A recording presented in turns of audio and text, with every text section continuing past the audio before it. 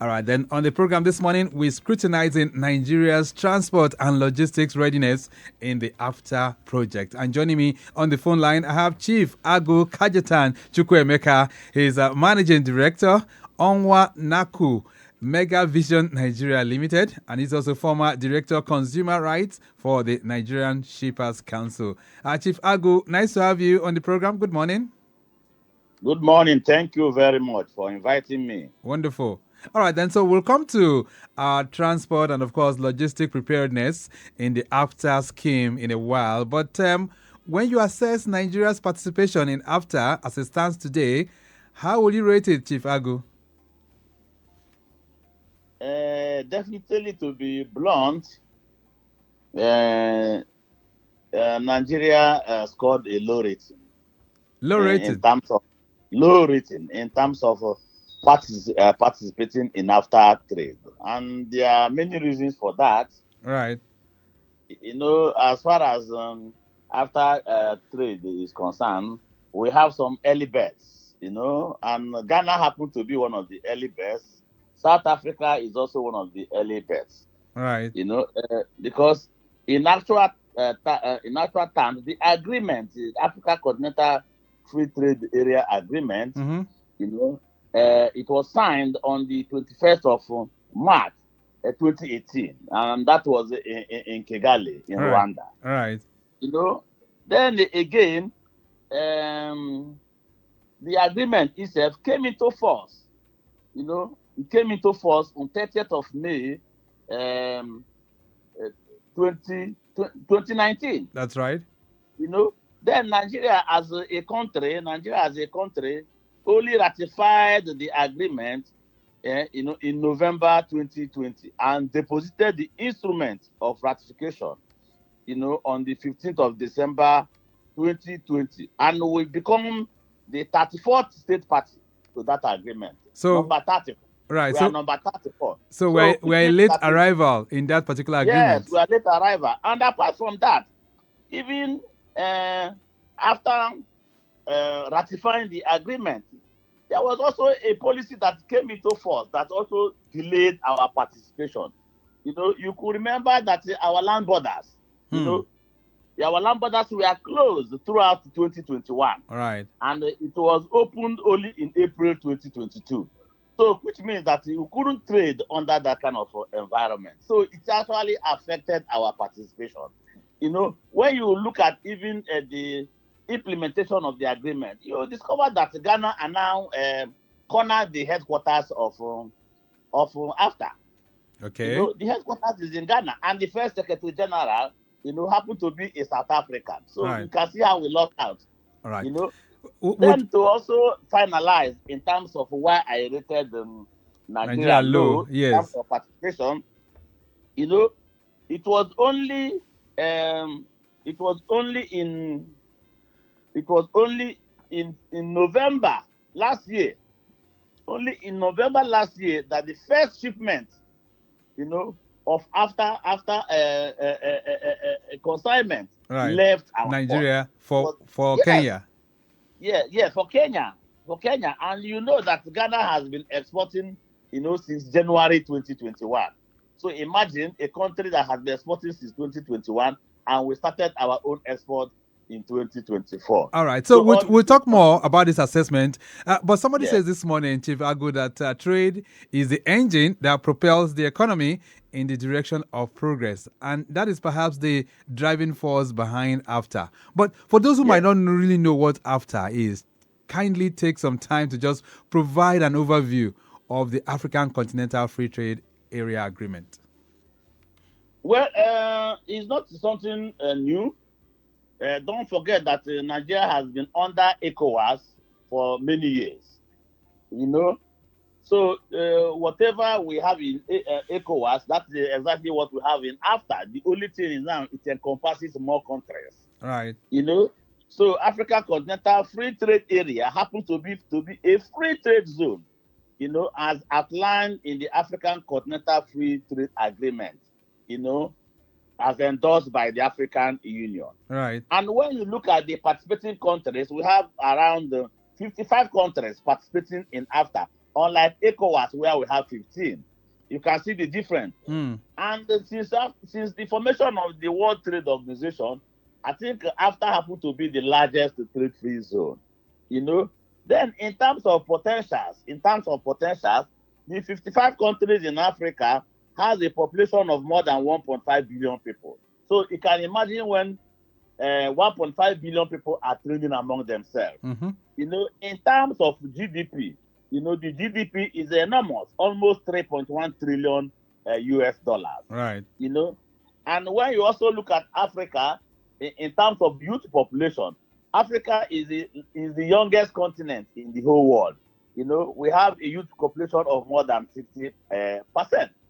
So these are some of the potential. And the truth is that if Africa should methodologically implement AFTA, definitely it is going to spur economic growth and prosperity. All right, which is supposed to be the real aim and objective of this continental integration for trade. But when you look at what's going on right now, Chieft Agu, I'm just going to bring you some instances. I mean, look at in the West African sub-region, for instance, we have the countries, Mali, Niger, Burkina Faso. They seem to have pulled out of ECOWAS. They formed their own alliance of Sahel states. If you look at ongoing rift between Democratic Republic of Congo and Rwanda, are these not things that would, more or less disintegrate the African countries from uniting in AFTA?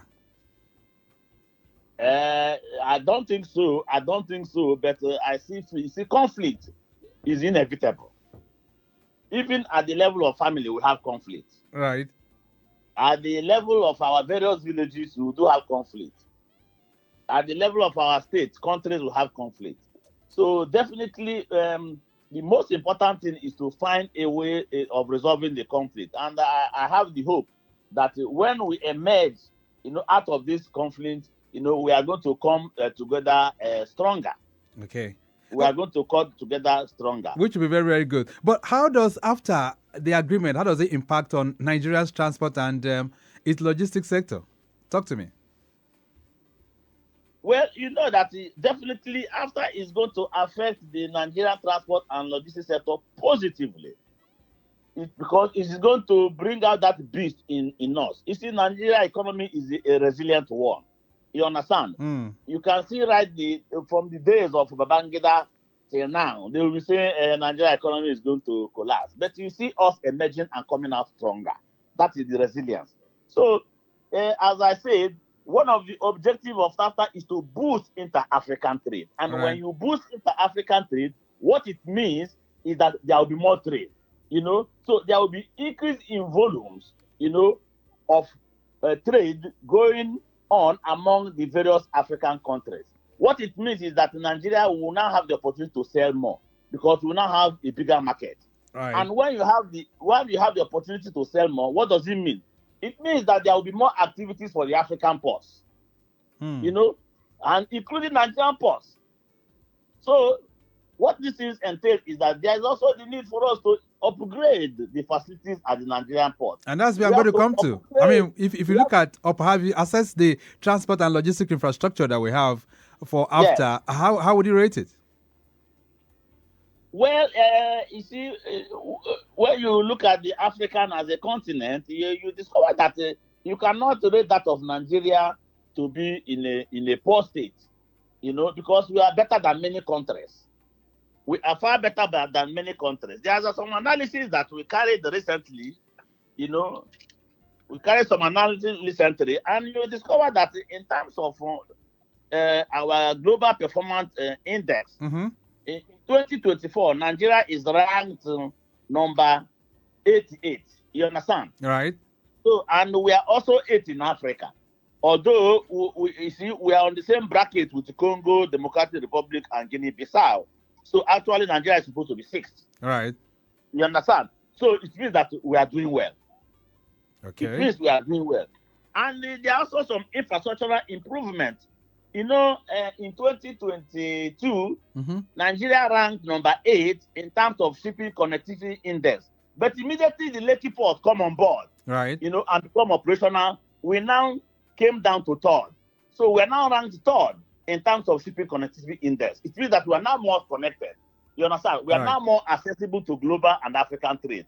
So you can now see that we are not ranked poorly in terms of this infrastructure, industries. right? Yes. Okay, so that means we're still trying. We're doing well in that regard. We are doing well, but more needs to be done. But good enough, you can see that even the present government is doing a lot of work, right, in terms of rehabilitating major roads on the trade corridors. So give us an insight now. Let's look at some of this in transport infrastructure that we are talking about. We have roads, we have the rail, we have our ports, even the airports as well. So in all of this, would you say the infrastructure that we have is really putting us in a ready state for AFTA? Well, I didn't say it is going to put us in a ready state. Take, for instance, if we look at the roads, you discover that we also have a challenge. We have a challenge in terms of movement of, commodities from the farmhouse to the port. We have a challenge there. So, but the government is equally rehabilitating some of the roads within the corridor, even within the city. You see, some monumental infrastructural road development. Mm-hmm. There is one that segment. The network near my two. Right. That's a wonderful, infrastructure put in place. It has made, traffic circulation very, very easy, in terms of movement. And you also know that the Oshoti-Apapa express route is now open to business. Right. You understand? It has equally made evacuation out of the Apapa and Tika Island very, very easy. So at least the government will, get some commendation, for that singular intervention. Right. But more need to be done in terms of our transportation corridors. Take, for instance, the Lakaji corridor from Lagos, Ibadan, Abuja, Kaduna, Kano, GBR road. More need to be done because that's our major trade corridor. Right. Also, another corridor from Port Harcourt, spanning to Enugu, Makurdi, to Jos, to Maiduguri. More need to be done because the section, between the 9th man corner in Enugu State and Makurdi is nothing to talk about. That road is in a very messy, condition. And that's the major, link between the southeast and the north. Right. The same thing applied also to the Warri, Warri, Benin, Ajokuta, Abuja, Kaduna, Kano road corridor. All these roads must be put in a sound condition because they serve as an evacuation point, for after trade. All right, then. Lagos Traffic Radio 96.1 FM on Maritime today. This morning, we are still looking and perhaps scrutinizing Nigeria's transport and logistic readiness in the AFCFTA project. And taking us to the classroom this morning, I have Chieft Agu cajetan chukwuemeka, of course, Managing Director of Onwa Naku Mega Vision Nigeria Limited. He's also former Director of Nigerian Shippers Council, NSC. And if you're wondering, he's also a maritime consultant and sub-regional expert on trade. We're going to take another short break right now. When we return, are there other monumental projects or perhaps transport infrastructure that puts Nigeria on the front burner as it relates to the African Free Trade Agreement? Also, we'll be talking about efficiency. How efficient are our transport and logistics infrastructure? All these are much more we'll be reflecting on only if you can still keep us company. A brief break, we'll be back. Nigerian Shippers Council, they to serve you well. No matter the problem, we go solve them for you. Yes, so the Nigerian Shippers Council, they feel in a parole now for every level. And as soon as goods, they move from port A, go enter port B with a measure within on a needle. For the Nigerian Shippers Council, we don't sharp proper to fit hear you wella, work with you wella, and help you fit serve your customers them better, no matter where them day. As we country port economic regulator, the Nigerian Shippers Council get every now to fit make government consider the problem where shippers them they face. Visit we office for number 4 or to buy your daily show your daily. Papa email us for nsc@shipperscouncil.gov.ng. We website now www.shipperscouncil.gov.ng. Allow us on top 0818-888-8895 or 0703-584-6468. For you, we dey gidigba, Nigerian Shippers Council with the meeting now for the port of Nanir. Maritime today on Lagos Traffic Radio 96.1 FM. I still have on the line this morning Chieft Agu, maritime consultant, of course, an expert in trade. And of course, we're reflecting on transport and logistics infrastructure, perhaps our readiness for the African Continental Free Trade Agreement. Quickly taking you through the roads this morning. Oteri corridor, I can tell you, Aiko Bridge by Ijora intersection inwards Akpogbon is slow due to ongoing expansion joint maintenance work, which has been there. It's been going on for quite a while now. That's on a co-bridge. But immediately after that point, by Inepa, inwards Akpogbon, it's looking pretty good. We still have traffic managers on ground doing the needful at that particular location. So if you also want to join the conversation, feel free to do so on 08099120777. That's 08099120777 and 09153877127. Let's get back to the conversation this morning, Chieft Agu. Let's talk about the Lagos-Calabar project, which this government is really focusing on. Of what impact will that really make to our transport and logistic readiness for the AFCFTA project?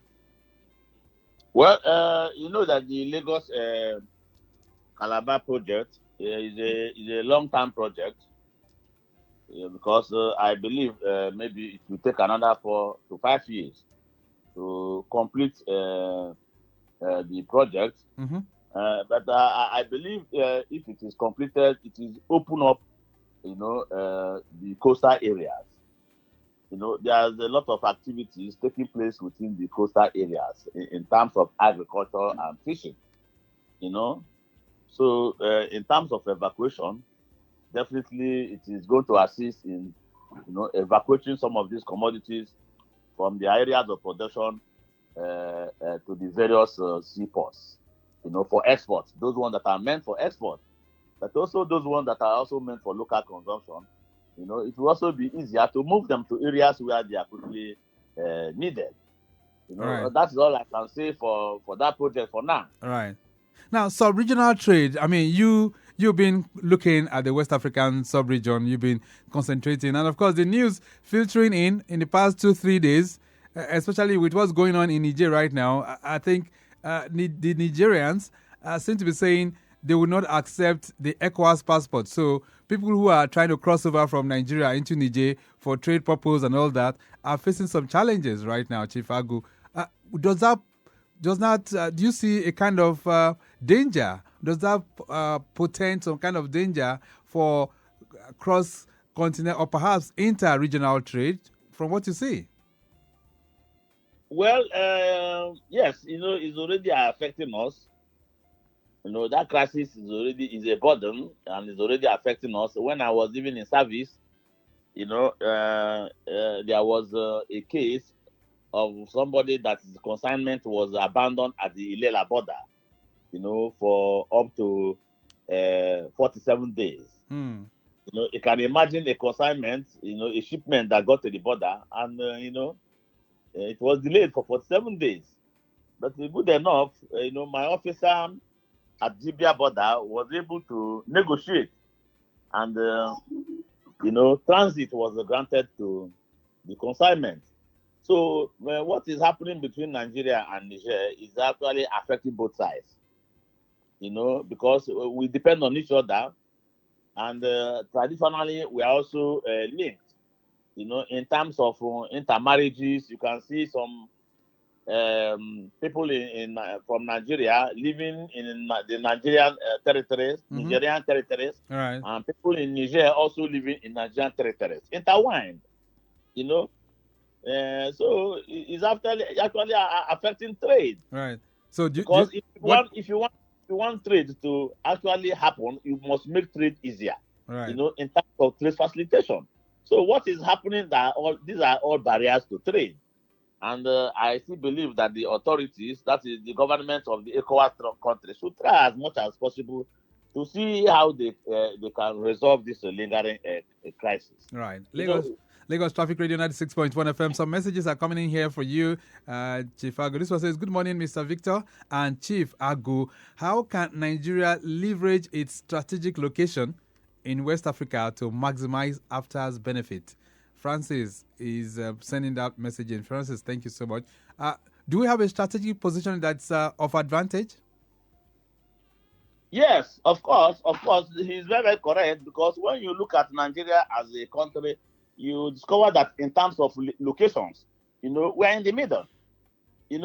The distance between maybe Nigeria and Senegal and the distance between Nigeria and South Africa is almost equal in terms of what we call equidistance, equal distance.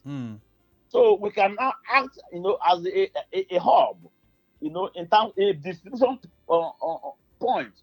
When you also look at some of the landlocked countries in terms of Central African Republic, Niger, Burkina Faso, and you discover that Nigeria port happen to be the catchment port for these countries. Right. So we can now get all this cargo and distribute them to other African countries. So what we need to leverage, on our position is that, number one, we have to upgrade on our port infrastructure. And we are doing that. You can see that the Lekki port is already on board. Right. And the coming on board of Lekki port has also now improved our ranking in terms of shipping connectivity index. All right. Then another thing again we need to do is to link the various ports, major ports, to rail. Rail offers a cheaper means of transportation. The road transport has been overburdened. And we must try as much as possible to lessen it. Look at the inland waterways. We are not even making use of the inland waterways.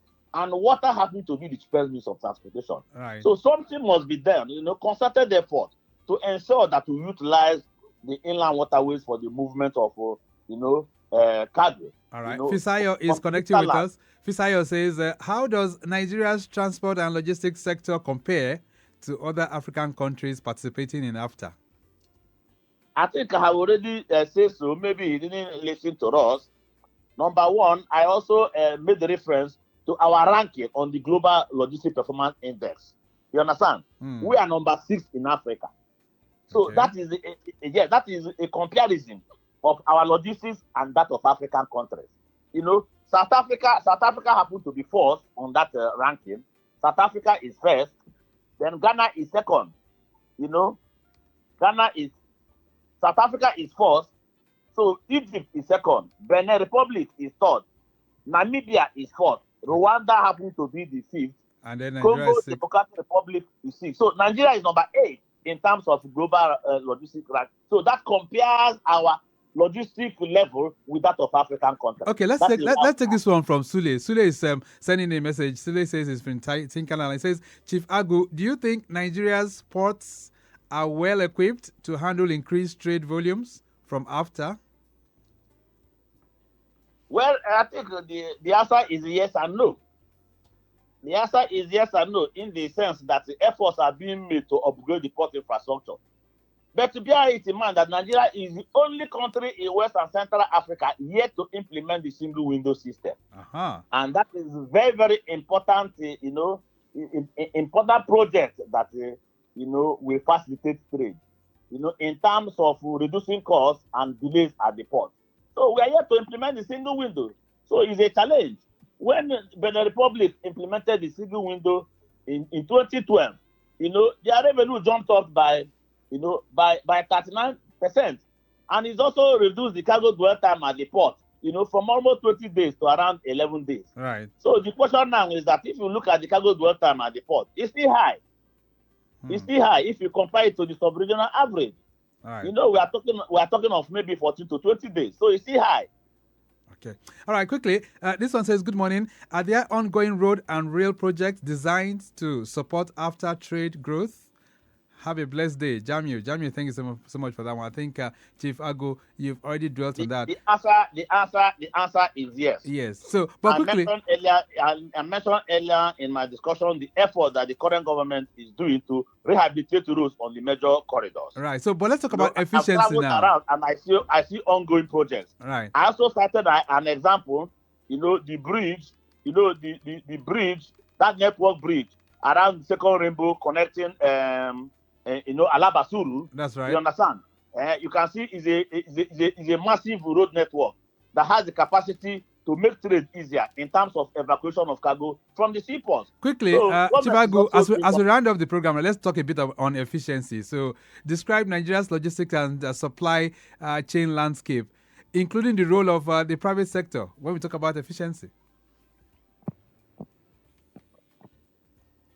Hello, are you there, Chieft Agu? I'm hearing you. I'm here. Come again. Okay, so I was just talking about efficiency now, and I was saying Yes. that I would like you to describe Nigeria's logistics and supply chain landscape, including Yes, the role yes. of the private sector, Yes. the private sector operators, when we talk about efficiency. Quickly. Well, in terms of efficiency, you see, I need to appreciate our private sector operators. Okay.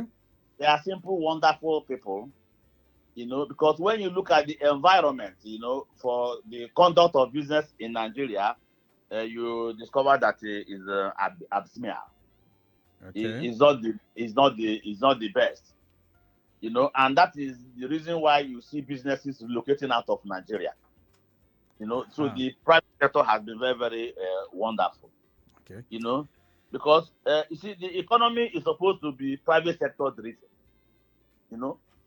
But on condition that government will create conducive environment, for the private sector to thrive. Right. But let's talk about policies. Some of the policies that are introduced in some of these spots are not very, very friendly. And some have said these are things That's exactly what I'm saying. Even the policies might even be okay, but in the implementation, what of the people that are implementing the policy?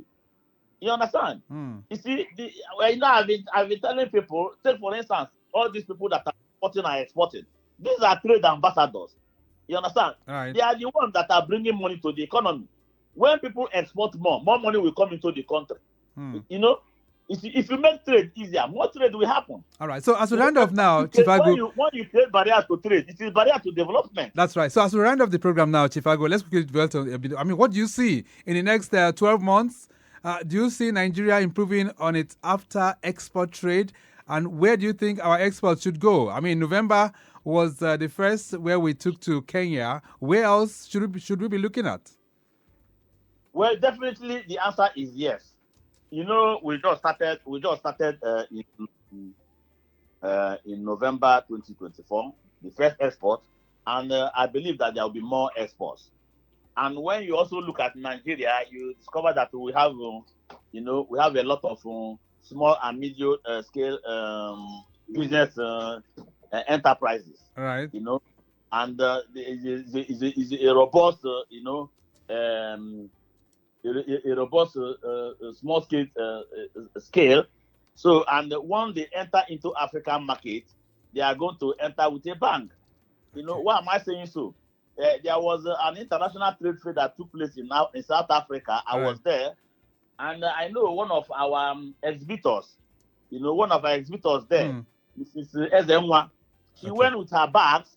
You understand? And she was the senator of, all the discussions. Okay. All right. In terms of the quality of her bags. Right. You understand? We have to leave it at that for now, Chieft Agu, because of time constraints. But let me say a very big thank you to you. Always a thing of joy to have you join us to shed light on the AFCFTA project and what we are doing. Thank you so much for connecting with us this morning.